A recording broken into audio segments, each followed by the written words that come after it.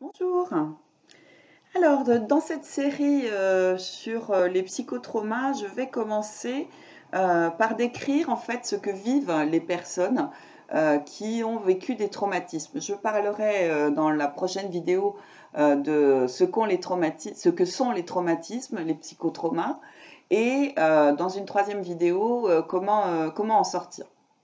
Donc, la première question que je voudrais vous poser, c'est est-ce que vous êtes débordé? Est-ce que vous vous sentez débordé par toutes vos tâches qui s'allongent, cette liste qui s'allonge?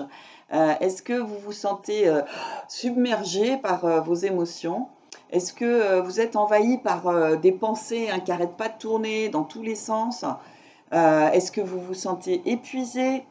Est-ce que vous avez le sentiment de ne pas avancer et d'être comme enfermé dans une vie qui vous étouffe en fait? Peut-être que toutes ces difficultés ne sont pas un hasard.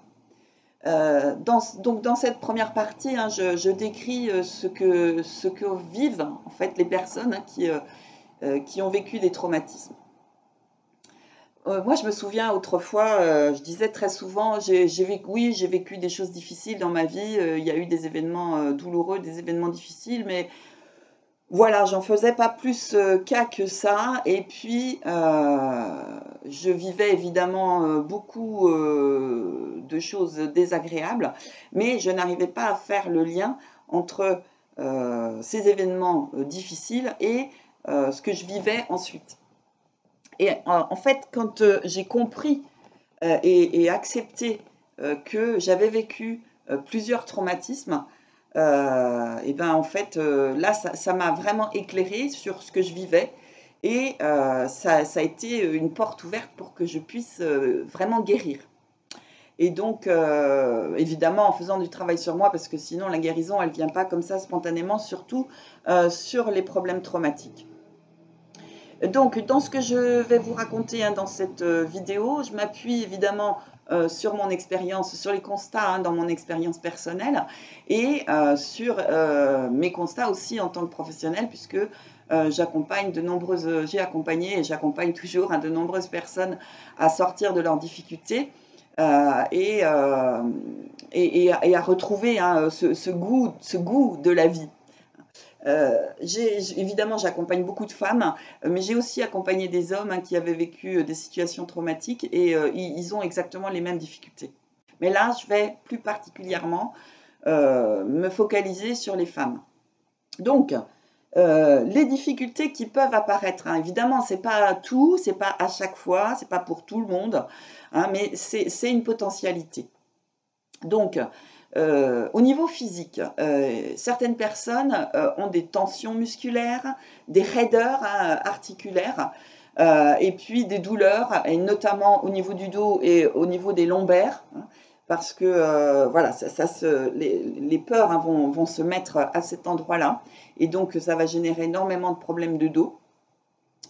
Il peut, dans des cas plus graves et plus anciens, ça peut aussi générer des problèmes pulmonaires, des problèmes au niveau du foie ou des problèmes rénaux. Il y a aussi parfois, suite à un choc émotionnel, un diabète qui peut apparaître. Évidemment, pour beaucoup, des troubles du sommeil, ça c'est vraiment très très souvent, avec aussi de la fatigue, de l'épuisement, on est toujours au niveau physique. Et puis, très souvent, un surpoids avec des compulsions alimentaires ou de la maigreur. Voilà, moi avec la méthode que je pratique, très souvent, enfin c'est pas très souvent, il y a toujours une amélioration pour les personnes que j'accompagne par rapport à ces aspects-là, mais pas que. On va voir la suite. En fait, ces personnes se sentent beaucoup mieux dans leur corps. D'abord, elles sentent mieux leur corps et elles retrouvent de la vitalité, elles retrouvent un sommeil réparateur et évidemment davantage de bien-être dans leur corps. Au niveau émotionnel, donc, il y a très souvent un envahissement émotionnel où en fait les émotions sont vraiment débordantes. La personne se sent complètement submergée à certains moments par ces émotions, des émotions qui peuvent être intenses ou très fréquentes. Et ces personnes ne savent pas quoi en faire, ni comment les réguler, ni comment sortir de cet état-là. Parfois, ça dure des jours, hein, pour certaines personnes. Et évidemment, elles savent encore moins comment ne pas continuer à générer ça, hein. Donc, il y a souvent une hypersensibilité émotionnelle. Et donc, ça peut se manifester au niveau émotionnel de différentes manières. Soit il y a une irritabilité avec un stress qui est assez important, où la personne se met très souvent en colère. Ça peut être aussi des angoisses profondes, hein, dont la personne ne sait pas d'où ça vient, ou même des phobies, hein. Moi, j'ai souvenir, hein, d'une cliente qui avait des difficultés pour conduire. Et voilà, on a travaillé sur cet aspect-là. Et en fait, ça venait d'un traumatisme ancien qui n'avait rien à voir avec la route. Voilà. En fait, ces personnes, elles sont comme à fleur de peau, en fait, hein. Avec ou aussi beaucoup de peurs, hein, des peurs, de la peur de l'avenir, la peur des autres, la peur de ne pas réussir, la peur de ne pas être à la hauteur, la peur, enfin voilà, la peur d'être jugé, la peur de ne pas avoir assez de temps, la peur de se tromper, enfin voilà. Toutes ces peurs, elles sont là. Il y a aussi très souvent beaucoup de culpabilité, beaucoup de honte. Et un autre élément qui est important, c'est une empathie dévorante, hein. En fait, ces personnes, elles ont cette capacité, comme elles sont très souvent hypersensibles, cette capacité à sentir les émotions des autres. C'est une très belle capacité, à part qu'elles ne savent pas comment ne pas les absorber. Et du coup, elles sont complètement envahies aussi par les émotions des autres. Et évidemment, toutes ces difficultés peuvent arriver à conduire bon, déjà, c'est très, très désagréable, hein, et puis peuvent conduire à des conduites addictives ou d'autodestruction. Il y a aussi l'effet inverse, où certaines personnes sont comme déconnectées de leurs émotions et elles vivent dans une espèce de froideur, une espèce de fadeur, hein, comme si elles avaient cette incapacité à ressentir, et particulièrement évidemment la joie de vivre. Et donc elles ressentent souvent une difficulté à assouvir leurs besoins, à assouvir leurs désirs, et parfois même elles n'ont même plus accès à leurs désirs, hein. Et moi, je vois, hein, les femmes que j'accompagne, notamment dans le programme Femmes débordées, donne du sens à ta vie. Je les accompagne à réguler tout ça, à retrouver de la confiance en elles, de l'estime d'elles, et à savoir réguler, hein, ces émotions, comment ne plus être complètement envahie par toutes ces émotions. Et donc, bah, évidemment, et encore moins par les émotions des autres, hein. Et donc, elle retrouve évidemment du calme, elle retrouve de la paix, elle retrouve de la confiance et de la liberté et de la joie de vivre. Le troisième niveau, hein, qui est atteint, c'est le niveau mental. Où donc il y a très souvent, pour les personnes qui ont vécu un psychotrauma, une hyperactivité mentale. En fait, c'est comme si une grande partie de l'énergie était mise au niveau du mental. Et parfois même, hein, ces personnes ont développé un haut potentiel intellectuel, si les traumatismes étaient dans leur petite enfance. Voilà, c'est comme une espèce de compensation, en fait, hein. Et donc, moi, dans ma clientèle, hein, j'ai pas mal de personnes qu'on appelle HPI ou HPE, ou qui présentent, hein, des caractéristiques similaires, en tout cas. Et donc, ce qui se passe, c'est que le mental tourne à fond, et il y a énormément de pensées, des pensées qui prennent toute la place, et avec une impossibilité de les stopper, hein. Parfois, pour certaines personnes, du coup, ça génère une difficulté de se concentrer, une difficulté à mémoriser. Pour certaines personnes aussi, il y a des flashs, hein, qui reviennent des événements, des flashs des moments, des événements douloureux. Il y a aussi beaucoup de rumination, avec des difficultés à prendre des décisions, et donc de repousser au lendemain, hein, voilà, on dit oh, bah, je verrai ça demain, je ferai ça demain, et puis demain on repousse encore à demain. Pour certaines personnes aussi, elles ont, voilà, comme il y a beaucoup, beaucoup de pensées, il y a beaucoup de projets, beaucoup d'idées, voilà. Mais comme il y a aussi, du coup, une difficulté à prioriser, finalement, les projets restent au niveau des pensées, et la mise en acte ne se fait pas. Il y a aussi les personnes qui croient devoir tout faire, en fait. et du coup qui manquent de temps, et avec un manque de confiance en elles, avec un manque d'estime d'elles, et puis parfois de la dévalorisation, et très souvent malheureusement aussi comme une forme, enfin c'est pas une forme, c'est de l'autosabotage. Donc avec une grande difficulté à prioriser, à déléguer, à trier, à jeter, à ranger, hein, que ce soit dans leur tête ou que ce soit dans leur lieu de vie en fait, hein. Très souvent aussi pour ces personnes, il est difficile de savoir dire non aux autres, hein, difficile de s'exprimer, difficile voilà, de poser des limites en fait. Et donc, du coup, elle pense toujours aux autres avant elle, et elle s'oublie, ce qui génère évidemment beaucoup de mal-être. Il y a parfois aussi une grande exigence, hein, vis-à-vis d'elle-même. Et puis du coup, bah, cette volonté de se débrouiller seule, c'est comme si, voilà, je dois tout faire parfaitement, et c'est moi qui dois tout faire. Donc évidemment avec, ce mode de fonctionnement, hein, c'est la porte ouverte au burn-out, hein. Moi, dans mes clientes, j'ai beaucoup de personnes qui ont fait un burn-out ou qui sont au bord du burn-out, ou qui viennent d'en sortir, hein. Voilà, tous ces désordres psychiques sont tout à fait possibles à réguler, à atténuer, voire à disparaître, hein, avec ma méthode spécifique, hein, qui s'appelle Rose la vie. En apprenant à réguler, hein, ces pensées, en apprenant à stopper, hein, ce mécanisme-là, et à mettre de l'ordre. Ce qui fait qu'en fait, ben, les personnes, elles ont à nouveau l'esprit clair, elles peuvent mettre en place des projets, elles peuvent prioriser, et puis il y a beaucoup qui me disent, c'est léger dans ma tête, hein, voilà, il y a du calme qui revient là-haut, hein, le petit vélo, il s'arrête, et du coup, ben, la charge mentale diminue, et il y a une possibilité, évidemment, du coup, d'être beaucoup plus efficace, et beaucoup plus respectueuse, parce que d'elles-mêmes, et du coup des autres. Elles arrivent aussi à dire non beaucoup plus facilement. Et donc, ce qui fait que bah, elles arrivent à avancer dans leur vie à nouveau, hein, elles peuvent aller de l'avant, et en se sentant libres et légères. Ça, c'est vraiment super important. Moi, quand je vois ça, je suis toujours émerveillée, hein, de voir ces transformations. Un autre niveau, où les personnes, hein, qui ont vécu des situations traumatiques, un autre niveau qui est atteint, c'est au niveau des relations, hein. Il y a 3 cas de figure qui se présentent.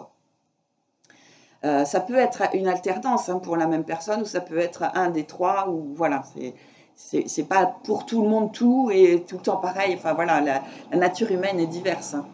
Donc, pour certaines personnes, elles ressentent de l'isolement, avec beaucoup ce sentiment de se sentir seule. Et puis, ou d'autres, c'est d'être dans une dépendance à l'autre, une dépendance notamment affective, hein, même lorsque la relation n'est pas épanouissante. Et puis, le troisième aspect, c'est d'avoir des relations souvent conflictuelles, voire violentes. Et donc, ce qui est terrible, hein, c'est souvent dans ces cas-là, c'est qu'il y a comme une loi du silence, hein, de ne pas parler des événements douloureux, surtout si ce sont des traumatismes de nature sexuelle. Il y a une espèce de loi du silence qui est là, et qui pèse énormément pour la personne. Et du coup, elle est toute seule avec sa douleur, et à ne pas être entendue, hein, avec ça.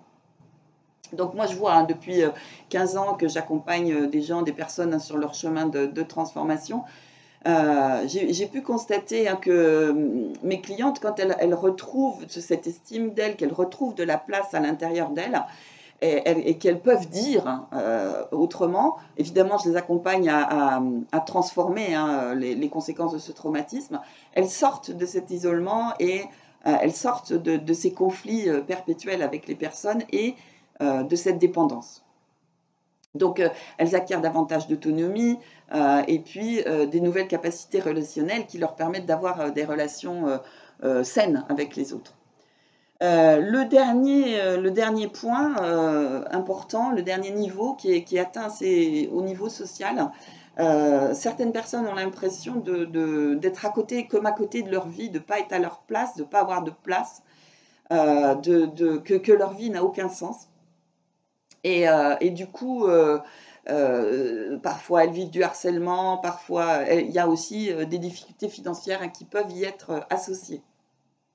Toutes ces difficultés, elles peuvent, hein, elles ne sont pas obligatoirement, mais elles peuvent être liées à des anciens traumatismes non réglés, hein, non guéris, parce que ce sont des conséquences. Donc, comme je vous disais, dans ma clientèle, j'ai beaucoup de personnes qui ont ce genre de difficultés. Et évidemment, je prends en compte hein, cet aspect-là aussi, ce côté évidemment hypersensible, pardon, je perdais mon mot, hypersensible et cette hyperactivité mentale, voire les hauts potentiels. Hein, c'est un sujet que je connais très bien parce que j'ai beaucoup de personnes dans ma clientèle qui sont aussi sur ça. Et donc, je les accompagne à trouver leur vraie place, en fait. Parce que ce sont des personnes qui se sentent souvent incomprises et voilà, donc voilà, moi je comprends vraiment ces personnes-là. Et je suis vraiment heureuse de voir qu'au fil du travail, hein, leur transformation se fait. Mes clientes, elles se reconnectent vraiment à qui elles sont en profondeur. Et du coup, bah, leur vie prend tout son sens et elles peuvent vraiment aller de l'avant, en fait. Elles reprennent les commandes de leur vie et voilà, tout prend son sens. Leurs relations deviennent plus tranquilles, plus apaisées, plus harmonieuses. Et puis, elles peuvent mettre en place leurs projets. Et puis, évidemment, il y a une ouverture à leur créativité, hein, ce qui est complètement en lien avec leurs projets. Donc, en fait, hein, voilà, pour résumer, hein, tous ces symptômes peuvent être des conséquences de traumatisme psychique. Ce n'est pas une obligation, hein, mais très souvent, chez les gens qui ont vécu des traumas psychiques, ils présentent un certain nombre de ces symptômes-là. Plusieurs de ces troubles à différents niveaux. Voilà, et donc ces troubles agissent comme un virus, en fait, comme un virus informatique hein, qui empêche la personne d'être elle-même et de pouvoir... en fait, c'est ça, ces programmes bloquent, bloquent la réussite hein, et reproduisent les situations jusqu'à ce que la personne trouve la solution pour se guérir. Voilà, j'espère avoir été assez claire. En fait, hein, les personnes qui ont vécu des traumas sont des personnes blessées hein, qui souffrent d'une blessure invisible, qui reste béante. Et elles sont comme un animal blessé. En fait, leurs réactions ne sont pas celles qu'elles auraient si elles étaient en pleine santé. Mais ça se fait à leur insu. Et c'est pour ça que c'est comme si elles n'étaient pas maîtres d'elles-mêmes et qu'elles étaient sous le joug de ces conséquences. Et c'est vraiment important qu'elles puissent guérir ça. Donc en fait, la part blessée protège l'intégrité de la personne, mais en même temps la bloque dans ses réussites et la bloque dans son expression naturelle. Donc vraiment, moi, dans mon expérience, hein, avec cette méthode particulière que j'utilise et mon programme, Femme débordée reprend les commandes de ta vie, ou donne du sens à ta vie, hein, je l'appelle des fois d'une manière ou de l'autre. C'est comme si, en fait, on utilise cet antivirus pour que les personnes puissent retrouver des programmes de réussite et être à nouveau dans le courant de la vie, en santé, dans des bonnes relations avec elles-mêmes, avec les autres et avec le monde. Voilà, donc j'espère que ces explications sont claires et qu'elles t'ont éclairé sur les conséquences hein, de ce que vivent les personnes qui ont vécu des psychotraumas bien après, ça peut être bien des années après. Hein. Et donc voilà, si tu as des questions ou un commentaire, laisse-moi ça en dessous de la vidéo. Je te remercie. Donc sur la prochaine vidéo, hein, je vais expliquer en fait ce qu'est un psychotrauma. Voilà, au revoir.